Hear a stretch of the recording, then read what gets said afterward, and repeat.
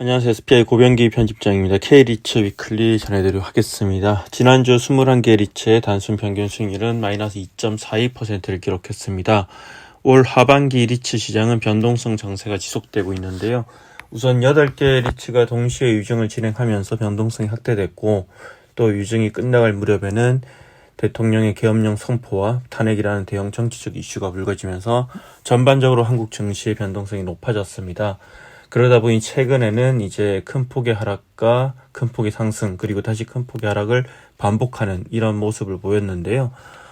K리츠 시장 같은 경우에 전주에 소폭 상승하면서 반등하는 모습을 보였으나, 또 지난주에는 다시 2%대로 크게 하락하면서 변동성이 지속되는 모습을 보이고 있습니다. 특히 지난주 같은 경우에는 상장지수 펀드 ETF 리밸런싱이 개별 리츠대 주가에 큰 영향을 미친 것으로 풀이됩니다. 같은 기간 동안 코스피는 3.62% 하락했습니다. 지난주 시장에서 가장 주목했던 이벤트는 미국 연방준비제도 이사회의 올해 마지막 연방공개시장 회의였습니다. 연준은 18일에 열린 FOMC에서 시장 예상대로 금리를 0.25%포인트 인하했는데요. 연준 같은 경우는 2022년 3월부터 이제 금리를 올리기 시작했죠. 인플레이션을 억제하기 위해서 금리를 올렸는데, 또 올해부터는 본격적으로 금리를 인하하면서 이제 금리가 최고치에 달했던 5.5%와 비교하면 약 1%포인트 정도 낮아졌습니다. 다만 연준은 노동시장이 완화되고 실업률이 상승했지만 여전히 낮은 수준이고, 또 인플레이션이 목표치에 가까워졌으나 여전히 높은 수준이라고 평가하면서 내년 말 기준금리 전망치를 기존의 3.4%에서 3.9%로 상향 조정을 했는데요.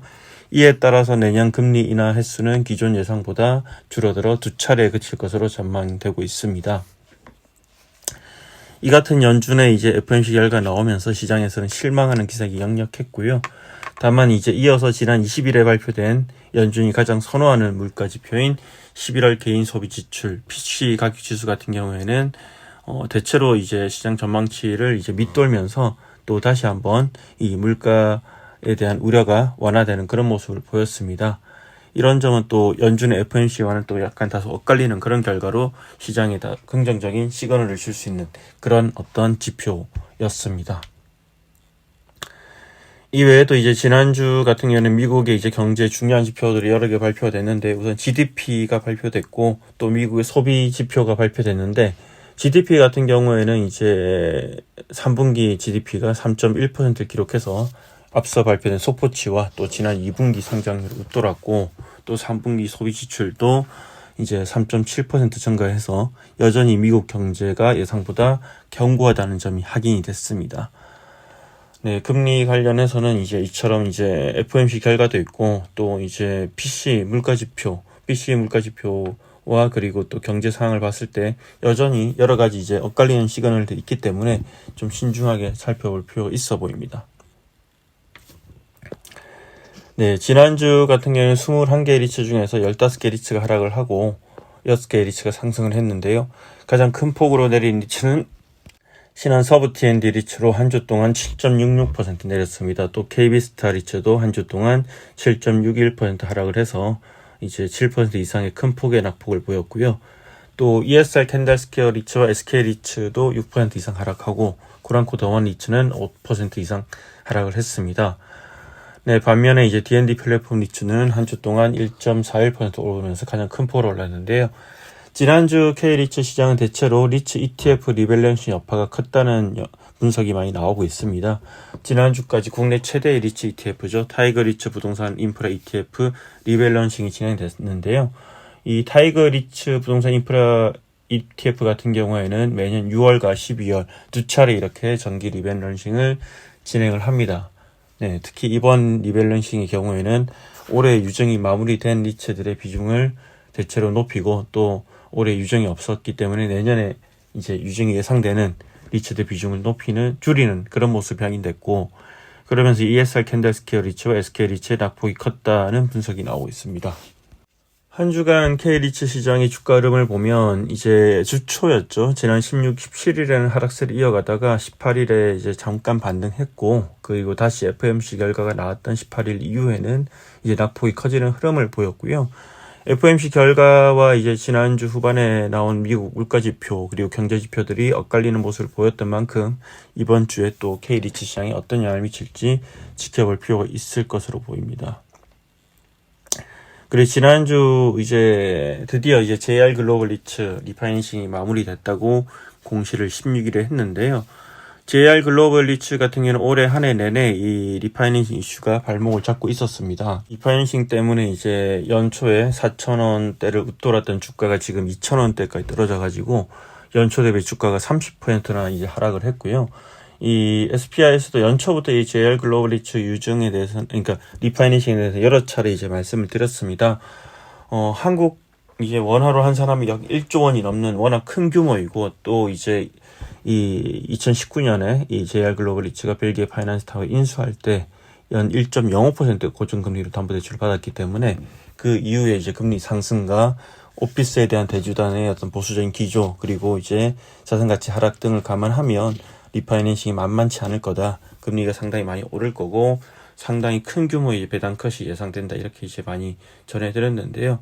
실제로 이번에 이제 리파이낸싱 결과를 보면 아주 이제 그러니까 대출 조건이 만만치 않았습니다. 이제 총 1조 1,000억 원 정도로 이제 조달을 해야 되는데 이 현지 대주단 대출만으로 불가능해서 이제 국내 회사채 발행 2,200억 원과 현지 대출 800억 원 이렇게 해서 이제 약 1조 1,000억 원을 대출을 했는데, 일단 기준금리 같은 경우에는 이제 기존에 이제 그러니까 대출 금리 같은 경우에는 기존에 1.05%에서 4.398% 크게 상승을 했고, 또 매년 대출 원금의 3%를 원금 분할 상환해야 하는 등 조건이 아주 까다롭습니다. 이에 따라서 이제 내년 하반기부터는 이제 JR 글로벌 리츠가 이미 밝혔듯이 기존 대비 배당금이 40%가량 줄어들 것으로 예상이 됩니다. 네, 그리고 앞으로도 이제 이런 원금 분할 상환 조건 등이 있기 때문에 상당히 이제 어려운 시기가 당분간 계속될 것으로 예상이 되고요.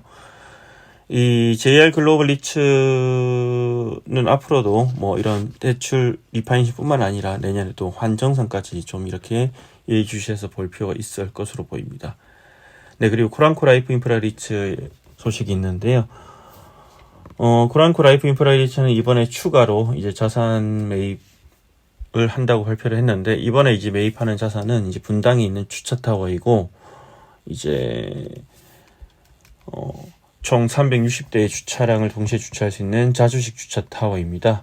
이 자산이 위치하고 있는 데가 이제 서현동인데, 이 서현동 먹자거리가 이제 분당구 내에서도 주차난이 심하고 수요가 많기 때문에 안정적인 이제 임대 수익을 얻을 수 있을 것으로 기대하고 있고요. 이번에 이제 코란코 라이프 인프라 리츠는 약 100억 원으로 이제 매매 계약과 임대차 계약 체결해서 인수를 해오는데, 별도 유증 없이 보유하고 있는 여유 현금을 활용해서 자산을 매입한다고 합니다. 또 이번 주차타워로 향후 6년간 연평균 약 9.5%의 이제 COC를 기대하고 있기 때문에 이를 통해서 전체적인 배당 안정성도 강화될 것으로 예상된다. 이렇게 밝혔습니다. 마지막으로 이제 마스턴 프리미어 리츠 소식입니다. 마스턴 프리미어 리츠 유증이 마무리됐는데요. 지난 11일 양일간 걸쳐서 진행됐던 구주 청약이 이제 미달이 됐고, 이어서 이제 지난 13일과 16일 이틀 동안 이 일반 공모를 실시했는데, 역시 청약률이 이제 38.47% 거쳤습니다. 그러면서 이제 목표로 했던 자금 91억 원을 못 모으고 그에 한참 못 미치는 58억 원을 이제 모집하는 데 거쳤는데요.